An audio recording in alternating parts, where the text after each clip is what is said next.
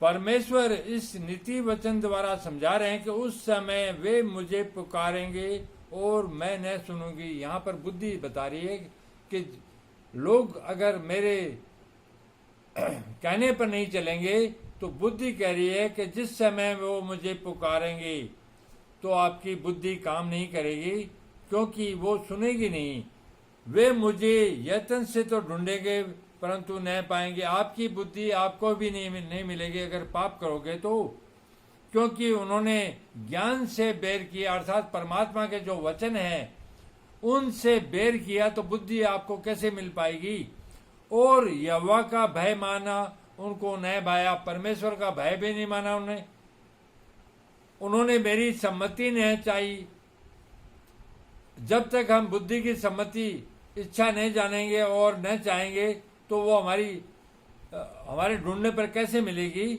वरन मेरी सब ताड़नाओं को तुच्छ जाना, जब बुद्धि ताड़ित करती है तो उसको तुच्छ जानते हैं, इसलिए वे अपनी करने का फल आप भोगें। इसलिए वे अपनी करने का फल इस शरीर के साथ खुद भोगेंगे, बुद्धि और आत्मा नहीं भोगेगी। इसलिए वे अपनी करने का फल आप भोगेंगे और अपनी युक्तियों के फल से अधा जाएंगे, क्योंकि भोले लोगों का भटक जाना उनके घात किए जाने का कारण होगा। जो भोले लोग हैं वो भटक जाएंगे तो घात होंगे।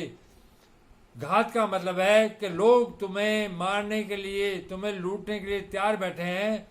घात और प्रतिघात, जिस तरह से बिल्ली चूहे पर और बिल्ली पर कुत्ता, घात प्रतिघात जो होती है, वो घात और प्रतिघात मनुष्य समाज के अंदर भी चलती है।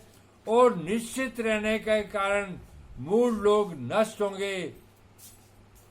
जो लोग निश्चित रहते हैं कि वचनों से कुछ नहीं होता, वो नष्ट हो जाएंगे।